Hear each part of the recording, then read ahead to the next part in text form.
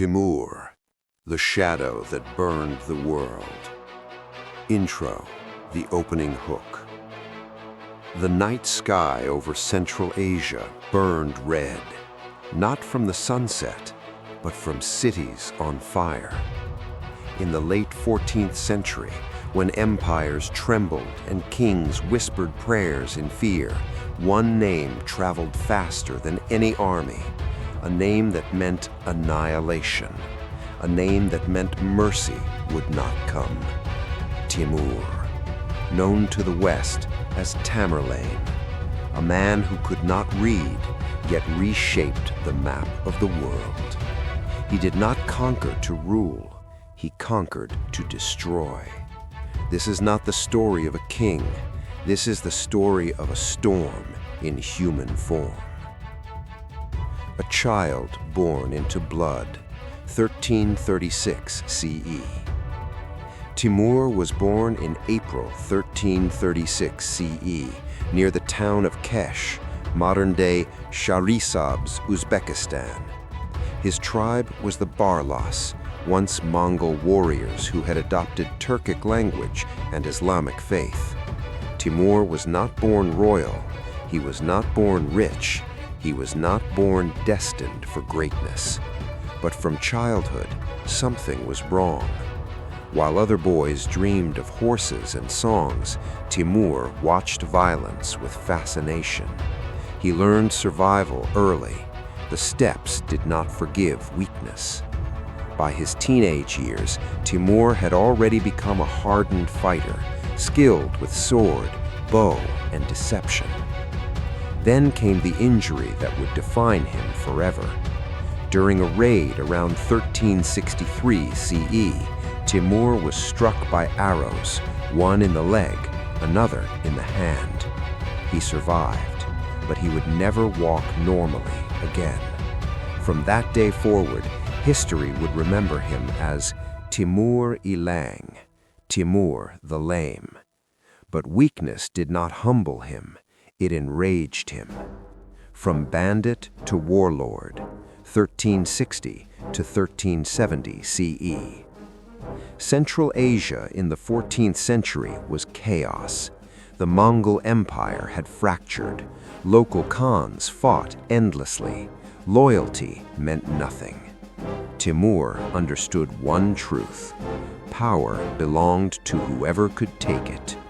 Between 1360 and 1370 CE, Timur shifted roles constantly: ally, betrayer, mercenary, bandit.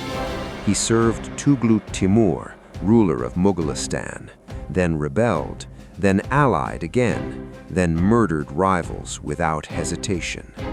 By 1370 CE, Timur had done the unthinkable. He seized Samarkand, not by claiming kingship, but by ruling through fear. He married into Genghis Khan's bloodline, ruling as protector, while real power rested in his hands. Samarkand became his throne, and the world began to shake. Chapter 3: The Philosophy of Terror. Timur did not conquer like others. Alexander conquered to unify. Caesar conquered to rule. Genghis conquered to expand. Timur conquered to terrify. His strategy was simple. If one city resists, 10 cities must die. He ordered pyramids made of human skulls, not dozens, not hundreds, tens of thousands. Outside captured cities, towers of skulls rose like monuments of warning. When messengers arrived at the next city, they carried only one message: submit or vanish from history. The Campaign of Iran, 1881 to 1887. Timur marched west, 1881, Herat. The city surrendered peacefully. Timur spared it. Resistance, he believed, was a choice. 1883, Isfahan. Isfahan rebelled after initial surrender. Timur responded with mathematical cruelty. 70,000 civilians were slaughtered. their skulls stacked into towers. The message was clear. 1887, Shiraz. The city submitted instantly.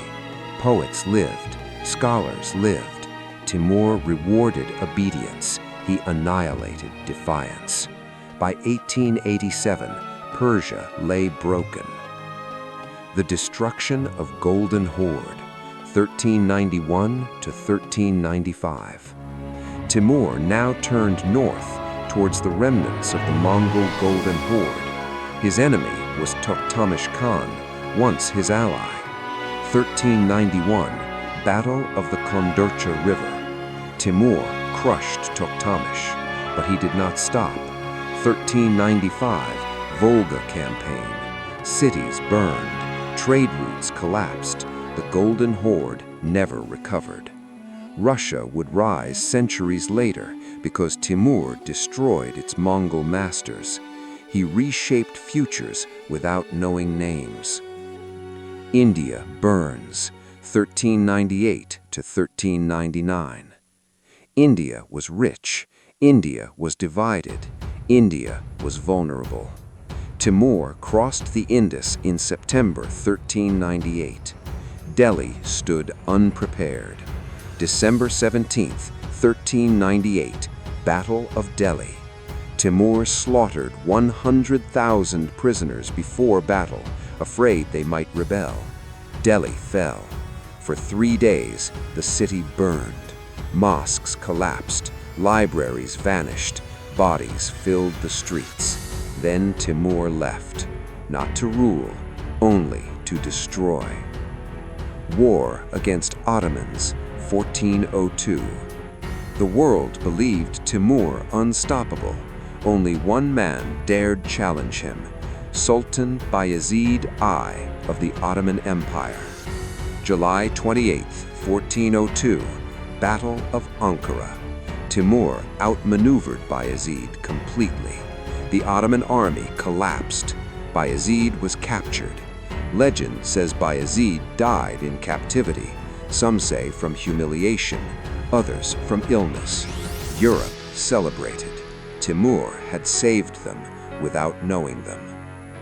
The Last Dream, China, 1404 to 1405. Timur was nearly 70 years old. Still, ambition burned. His final target was Ming China. In December 1404, Timur marched east, but fate had waited long enough. February 1405, Otrar. Timur fell ill. The conqueror who burned the world could not defeat fever. He died on February 18, 1405. His body was buried in Samarkand beneath blue domes of glory. Legacy of a monster or a genius? Timur killed millions. Cities never recovered. Cultures vanished. Yet Samarkand became a center of art and science. His descendants included Ulugh Beg, astronomer king. The Mughal Empire of India traced lineage to him. He was destruction and creation, a paradox carved in blood. Ending, the final hook. Empires rise, empires fall, but fear remembers. Timur never ruled the world, he scarred it.